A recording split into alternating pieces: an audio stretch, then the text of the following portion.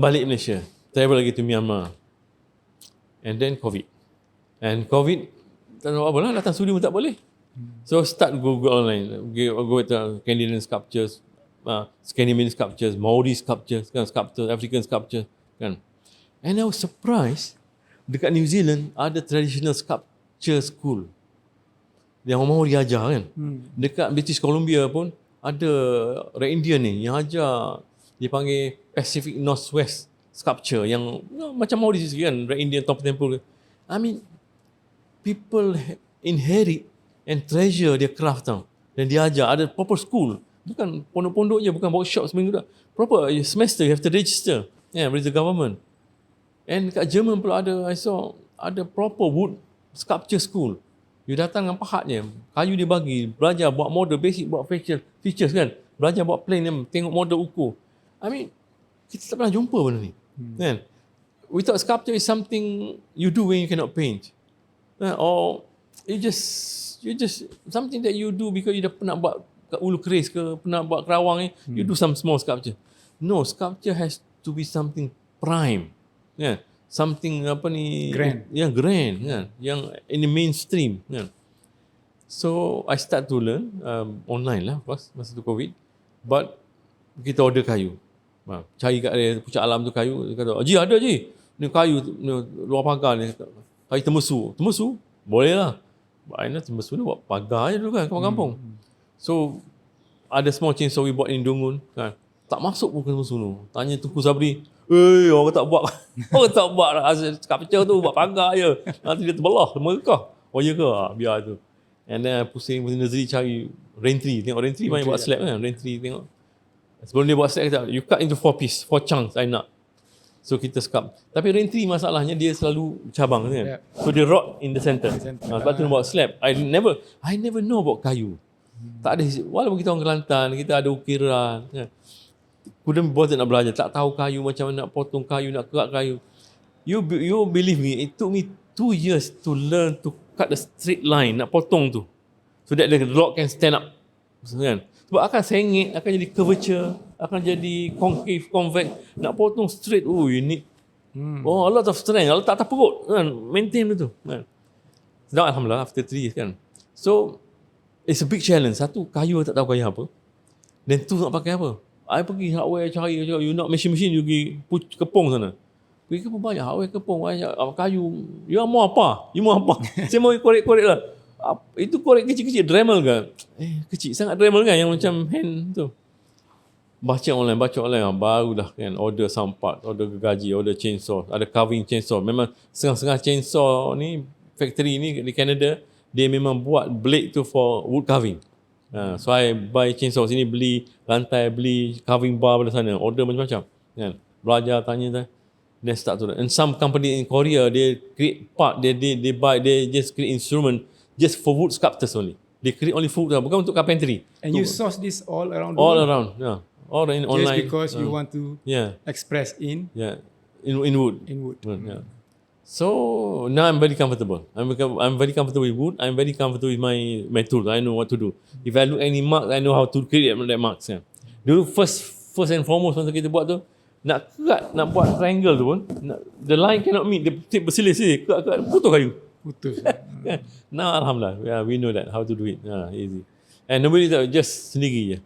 So now the transformation from 2D to 3D. And how you interpret your colourful expression in 2D to 3D.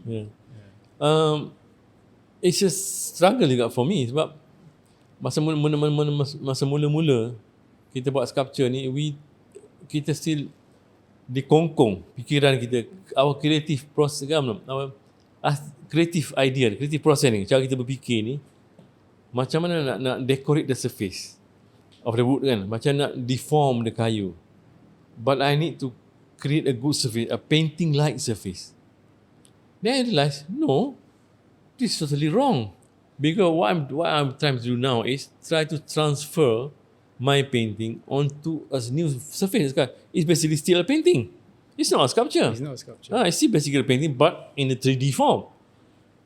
I said, so ni dialogue ni monologue. No, this is not the way it should be. Sculpture should be a freestanding, voice, its own voice kan. So I berpisah dengan tu. So I create form yang leping, yang lebar, yang bulat, panjang, gelonggong, berlubang. So I try to unlearn that. I don't want to associate with painting. But pada masa yang sama, same time, I want the painting keep talking to my sculptures. I want the sculptures is what you see from painting. Maknanya I want pada masa sama I still paint, I still do my painting. So sebab tu painting tu kita pameran kita panggil Arca Samudra. It's about sculptures. All the painting is talking about sculptures. Yeah. Even they are painting. Yeah. Orang kata ini bukan catatan lukisan, ini bukan pameran lukisan. Pameran lukisan berkenaan arca. Kan? Sebab dia buat serentak. Nah, buat serentak. Arca tu the sculptures is depict from the painting. Affected by the painting. Sculpture done affected. Mana kalau seolah-olah a small part of the painting taken out and carved, and freestanding, stood by itself. That's my idea lah. Okay. And while at the same time I paint the process. So it's a sculpture. It's sculpture affected by the painting, and the painting referring to those sculptures. So it's macam bolak-balik kan, macam to and fro macam tu. So nak tak nak I kena ada some semblance, some kesamaan tu kena ada, some stroke kena ada. Dia bukan kena, tapi it just happen.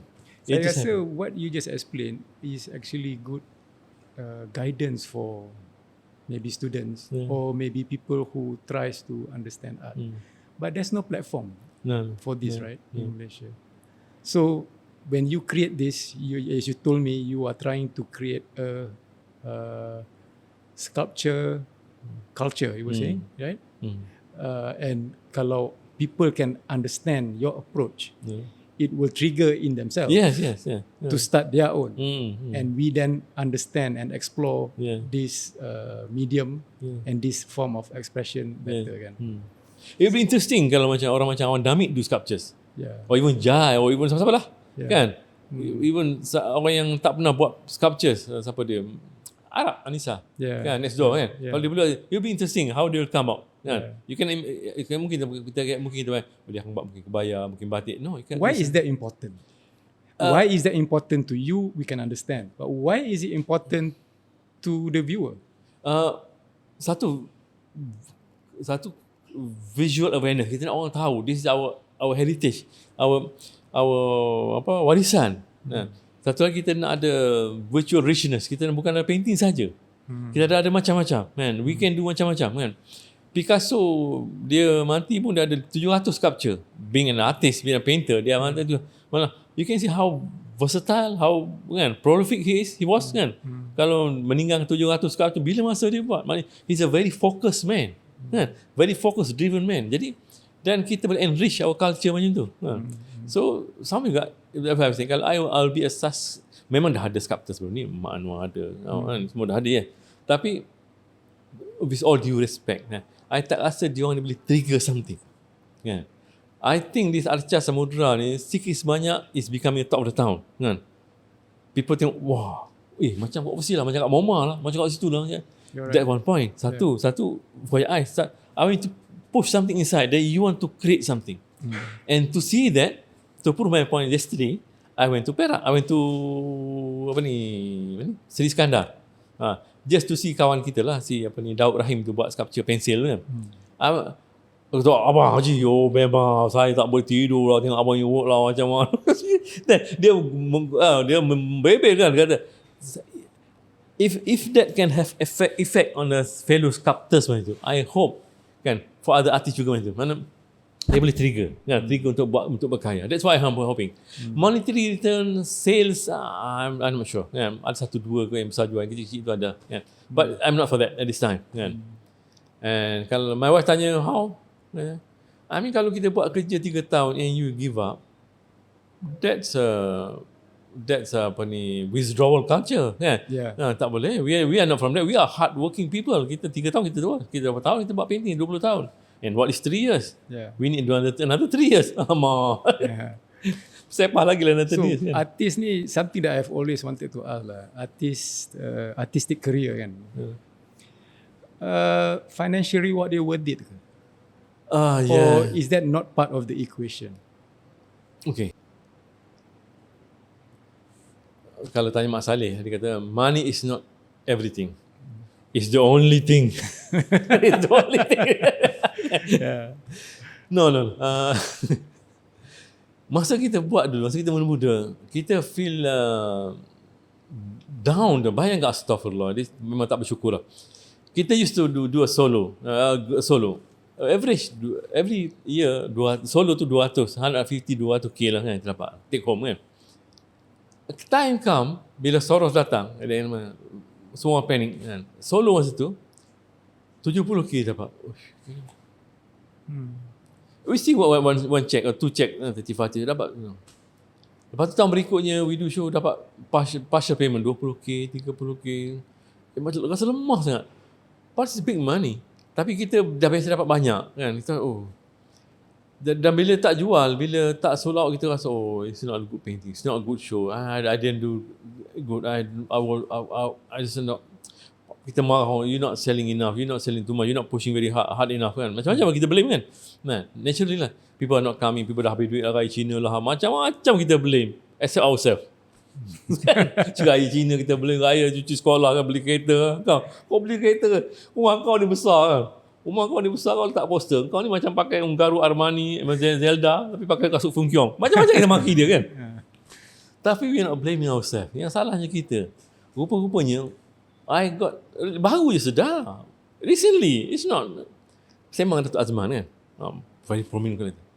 Aku beli painting kau. I bought your painting. Bukan murah. Murah sikit aku beli. Kan? Aku simpan painting kau. Kerana I trust you. I believe in you. Tapi kau, hati-hati lain, dapat duit beli tanah. Beli tanah. Wah, aku ni tanah aku banyak.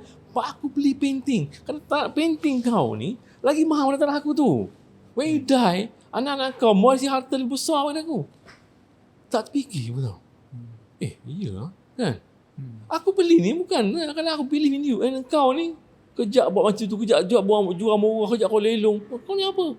We, the rich, we live in you. And you don't trust your work. You don't respect your work. Terkejut. Tersandar. Amin kan? Tersandar. Dia boleh marah kita lah. Dia spend puluh-puluh ribu kan?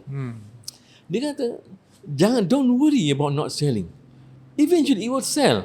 It will sell you, the painting will sell. Kan? Sekarang kau menyesal.